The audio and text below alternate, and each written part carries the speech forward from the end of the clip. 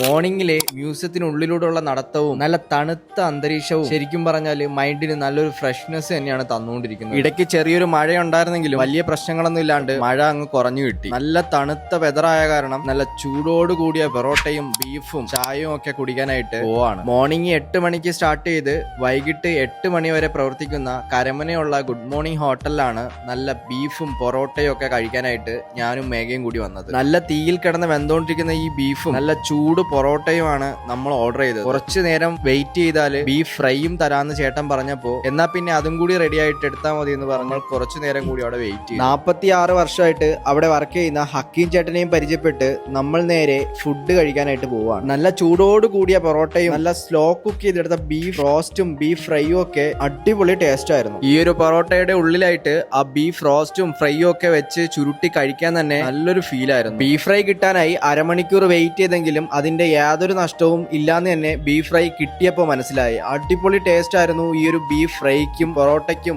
എല്ലാത്തിനും. അപ്പോൾ ഇതെല്ലാം കഴിച്ച് വയറും ഫുള്ളാക്കിയിട്ട് നമ്മൾ ഇനി കുറച്ചൊന്ന് റിലാക്സ് ചെയ്യാൻ വേണ്ടി നമ്മളൊരു സ്ഥലം വരെ പോകുന്നുണ്ട്. അപ്പോൾ ആ ഒരു ലൊക്കേഷൻ ഏതാന്ന് നെക്സ്റ്റ് വീഡിയോയിൽ വരുന്നതായിരിക്കും. അപ്പോൾ വീഡിയോ ഇഷ്ടമായ ലൈക്ക് ചെയ്യാനും കമന്റ് ചെയ്യാനും സബ്സ്ക്രൈബ് ചെയ്യാനും ഫോളോ ചെയ്യാനും ഒന്നും നിങ്ങൾ മറക്കരുത്. നിങ്ങളുടെ അഭിപ്രായങ്ങൾ ഉറപ്പായിട്ടും കമന്റിൽ പറയുക. Bye bye.